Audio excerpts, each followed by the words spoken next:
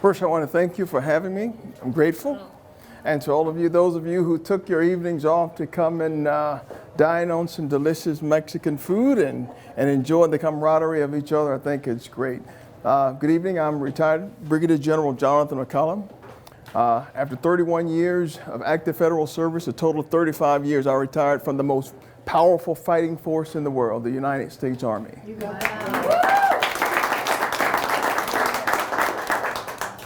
And for that reason, I retired and made a determination. I was looking around and trying to determine how I could best continue serving. I'm not really a politician. I'm a soldier. And the thing that I mean most about that is that I see things pragmatically. It's very simple. If the piece of paper is on the ground, I don't need another law. I pick the piece of paper up and put it in the garbage can. That is the simple nature of how, while it is simplistic, it is how we make determinations, and how we use that on a larger scale is what we need. So let me again say thank you for what you do to make America great. I've lived in 13 countries, served throughout the world, and I've had the opportunity to see the United States from the perspective of being outside. And I'll tell you, in fact, this is the greatest country in the world. I'll promise you, based on where I've stayed and where I've lived, you will not find a country that offers you the greatest. How a young boy growing up in Warner Robins, Georgia could someday, somehow, that through diligence and persistence could become a general officer is just unimaginative. But through hard work, it can happen, and I exemplify that, and I'm grateful to God for that. I'm not only a soldier, I'm also a pastor, a former pastor. I pastored Mount Vernon First Baptist Church in Noonan, Georgia, even while in the military. Won't do that again. Well, a lot of work. I was licensed right here in Atlanta at Elizabeth Baptist Church, right in Fulton, right down the street here. And in addition to serving as a pastor, I'm also a logistician. I'm an acquisition contracting professional. I'm a program manager. I'm also an educator. I had the opportunity to teach as an adjunct instructor at Phoenix University while assigned to Yokota Air Base in Japan. And for fun, I love to play my piano or the Hammond organ. So those are my fun days. But my run for the Senate is not about me. It's about all those things that make America great, that embodies the greatness of America that we're missing today. That when we hear people, those who are talking about the economy, talking about their pockets and talking about affordability and talking about those things, there is an answer. It's just having the guts and the fortitude to find solutions and use processes to make those answers. So how do I say do this? Well, 3 things I'm going to tell you. I'll tell you a little bit about me in doing this. I'm going to tell you why I think I am the best candidate for this job. And the third thing is I'm going to tell you how I'm going to defeat John Ossoff.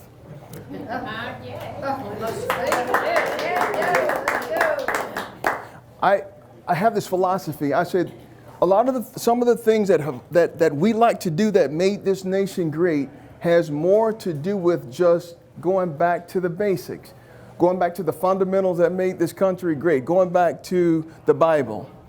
And for that reason, I stand for a biblical worldview, and how I see things in the Bible are chock full of answers to all of our problems and all of our woes. And then I believe in the Constitution, because the Constitution is our document. It keeps this nation strong, and it's different from other nations. Along with that is the Declaration of Independence, the foundation, because that's where we know that our rights come from not the government. They don't come from anything that I do, but they come from God. And the last thing that I do that is so very important that I like to do is I want to look at coalescing or pulling people together. I see sometimes our government, our state, the United States, as a Humpty Dumpty situation where it's fallen off and the pieces are shattered, lives are broken. We don't even get along, black and white. I never saw Georgia like this. When I left Georgia in 1986, it wasn't split the way it is right now. Something's gone wrong. And I believe that I can do something about this. I commanded the largest command. I commanded 6,000 soldiers and civilians, a lot of people, across 5 states. My responsibility was holistic. It's larger than like a CEO. I was responsible for everything from the human resources, all your human resource issues, your intelligence, cybersecurity, their medical, all those things that you do with managing and directing a large organization. Expeditionary, which means responsible for training your sons and your daughters and your spouses and ensure that they could do their job and then ensure that I could bring them back home. And those who did not survive, I had the unfortunate opportunity of going to the spouse or the parent and giving the flag on behalf of the United States of America. So what am I saying in all this, and why did I say that to you? I think the number one thing that's missing that you need as a senator is you're missing leadership. It is number one. Leadership embodies all of this. And the person who has the ability to pull people together, find the problems and solutions, and use a process to do that is what we need and what Georgia needs. And you know what? I know we need this, and the Republicans know we need this, but we failed 3 times. I would ask you, aren't you tired of losing? I see the vestiges of the same thing propping up. If we don't make a change, we're going to lose this race again when we are sitting on the possibility of winning the race. And we can do it. Someone once said, if you want something you've never had, then maybe you've got to do something you've never done. I believe I represent that thing you've never done. Georgia doesn't have a military or a guy who is a senior officer serving anywhere in the echelons of the Congress. I represent that change. You say, well, why is that important? Well, what are you going to do? Well, I think we're going to first take care of all those things that you continue to hear about, the affordability. We want our 12th grade, if a 12th grader graduates from high school, we want them to be able to read at the 12th grade level. As simple as that. We want people to become self-sufficient, self-sustainable. We want to do that, and you say we can do that. And I know we can do that. So how do we do that? And what does that translate? How does that translate into defeating Jon Ossoff? Well, it's real simple. I'm going to tell you this. If you get me through the primary, I will defeat Jon Ossoff. Wait, you're making a big promise that, how do you back that up? I am going to bring more people to the Republican Party. I am going to coalesce more people in the Republican Party, people who look like you and don't look like you, because there are people who don't look like you who believe what you do, but there is no one who's energized, neither one of the candidates right now. They're not energized because you won't find them going downtown Cascade. You'll find me going there. You won't find them going to Fulton County, which is the girth and where most of those who are liberal. The amazing thing is that they want what you want. They want reasonably priced gas like you want reasonably priced gas. Then why are we not going after them? They want a free life. They want to live freely. They want the same things you want, many of them. But I've watched on the sideline how the Republicans in Georgia won't go after those people who believe exactly what you believe and want a successful country. Well, that's what a leader does. Again, I say the one thing that's missing is leadership. Leadership has within the ability to pull people who like you and don't like you together. It's always fight and war. No, let's figure out how to make a decision. Let's negotiate this. Let's come to the table. Come, let us reason together. Those are the things that we've been missing from the Senate candidates in past. David Perdue is a good man, but he couldn't make it. We woke up and found out he's lost. Strike one. Kelly Loeffler, very wealthy, very good person, nice, but same thing, strike two. And then last time, Herschel Walker, same thing, strike three. Are we ready to go through that again? Why not pull somebody who has the ability to coalesce people, pull them together as the glue to forge a direction and a purpose that will grow Georgia? We can win, Republicans, although we're hearing on the news that this is a time, This is the time where the Republican president usually loses in the cycle. It doesn't have to happen if we select a person who has the ability to pull people together under the Constitution, under the Bible, under conservatism. And that's what I'm saying I can do. Are you? Yes, we can. And I can do this. So that I won't take too long, I got to get ready to take my seat. So what does that mean? How does that translate to defeating Jon Ossoff? Well, let me conclude this by saying it this way. There's a metaphor. Both Jon Ossoff is a great American. I'm not going to talk about people because that's not how you pull people together to me. So Jon Ossoff and I have lab coats on. He has his white lab coat on and he has a clipboard. I have my white lab coat and I have my clipboard. There is a difference though between the two of us. Jon Ossoff has a clipboard, he has data and information and he's taking notes. But his lab coat is clean because he's never been in the laboratory. My white coat is not white. It's stained. It's spoiled because it was stained in Iraq, in Germany, in Japan. It's stained because it's stained with experience. And I say that about the other candidates. No candidates running has the experience, the breadth and depth of experience that Jonathan McColumn brings. None of them. There are 5 areas in the Senate that I can serve that no candidate right now, not the incumbent or anyone, can serve. The foreign affairs, because they've never lived outside of the United States. The armed services, because they've never been in the military. That's not bad, but they haven't. The Intelligence Committee, because they've never done intel, which is how we determine how to go and pursue our enemies. The Veterans Affairs, because they've never had a habitual relationship with the veterans. And then last one, Homeland Security, because that's a responsibility that I have as a military guy to ensure I know how to defend the United States in the event that a catastrophe takes place. That's what it's all about. It's about leadership. That's what I bring to the Senate race. That's why people are asking questions now. Where's this McColumn guy? How come we don't see him in the news? I admit I don't have the millions. If I did, I would be under investigation because the military would say, how did you get these millions? So I want to say this to you Republicans, the same thing. We are sitting on a powder keg of how to go get people, but we're making some decisions that we can better. An example, Juneteenth. Juneteenth does not belong to the Democrat Party. It belongs to the Republican Party. The reason it does is that the 13th Amendment was passed by the Republicans. 100% of the Republicans voted yes. 23% of the Democrats voted no. So the reason that the slaves were freed comes as a result of what the Republicans did, not the Democrats. But Joe Biden decided to sneak in and try to pull this away from under the Republicans, knowing that the reason that we celebrate Juneteenth, although Joe Biden started it, it comes as a result of what the Republicans did. Who's talking about that? I attended a Juneteenth event last year. I was asked to speak, and you better believe I spoke.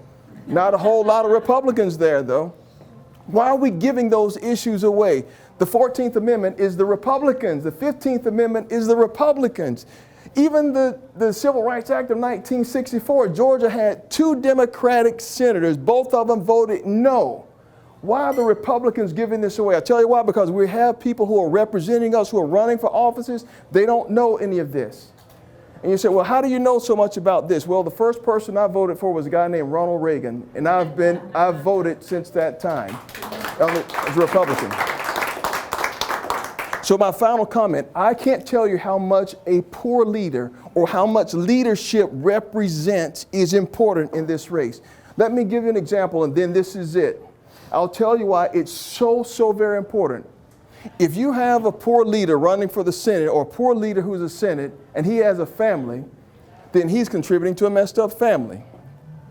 If you have a poor leader, has a messed up family, and that family is in the church, then the reason that that church is messed up is because you have a messed up leader.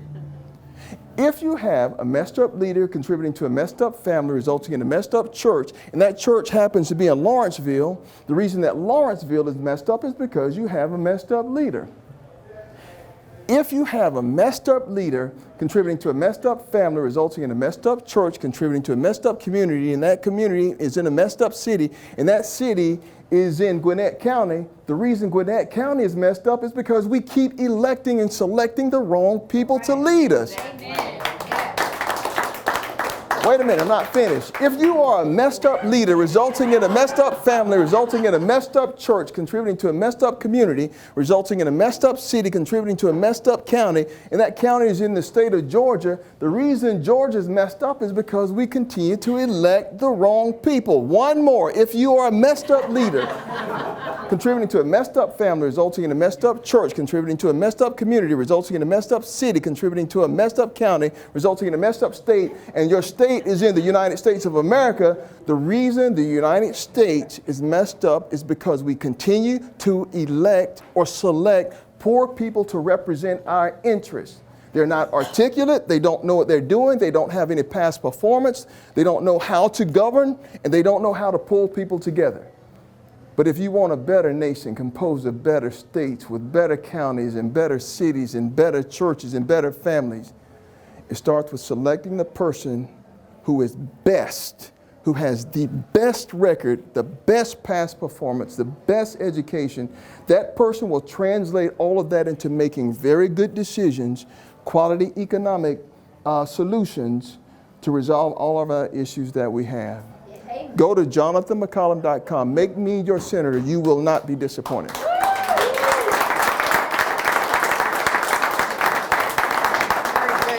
going to take a couple of questions. I'll take a couple questions. Okay, we're going to take just a couple of questions, no more than 3. Does anybody have up? Yes. Bobby, go ahead. do you have any debates scheduled with the other? I've had 2 thus far. On one of the debates, and this is shameful. That's again how you know you don't have good leaders. Only 2 of us showed up out of 5. Yet Georgians, just like Herschel Walker was rewarded last year. He didn't attend any debates, not last year, but in 2022. Again, we've got to think about this. If they're not willing to debate, then why are we selecting substandard people who are afraid to debate? Look, I'm a lowly soldier. What harm can I do? You know? So we have one more debate coming up. When would that be? I think it's do you know when? She's my, Yes, we have a couple of forums, but the debate is in the Atlanta Press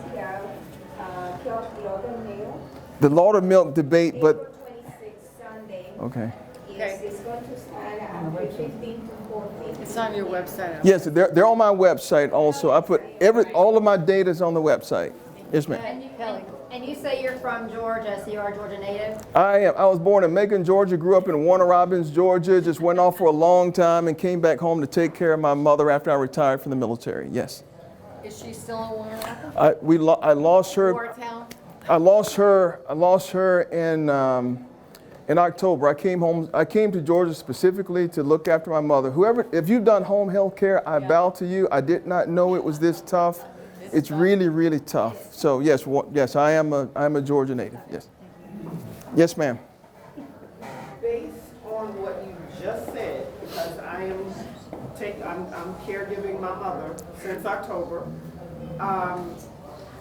One of the things that is absolutely necessary is some relief for lower and middle class people with in-home care.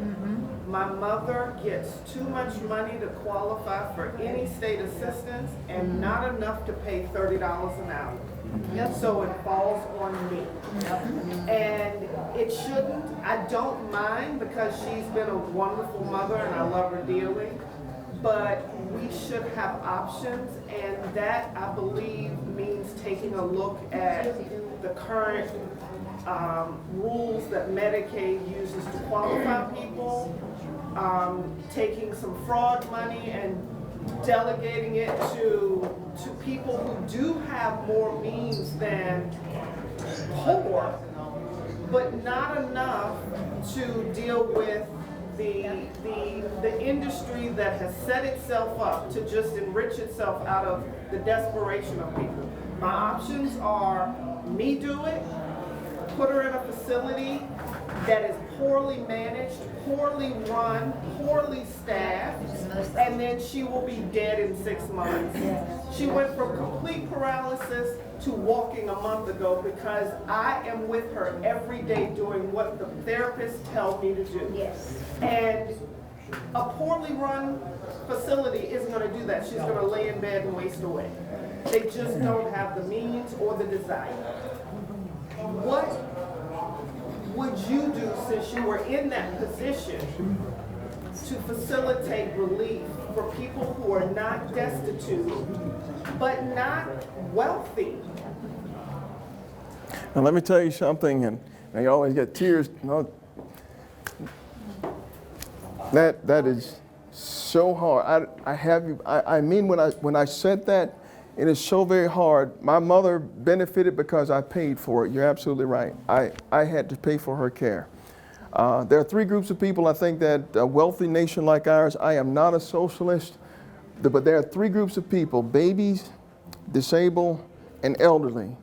I think that we have to figure out, even with our $39 trillion deficit, which we have to do this. And by the way, I didn't mention my 5 initiatives. One of them is a way to I call it oversight or wasteful spending. I did oversight in the military, a way of use contracting officer representatives and quality assurance evaluators to go back and find out where the money's going so that it's not wasted. I believe there are more redundancies, more wasted money in the government, that if we can recover those, we can have money.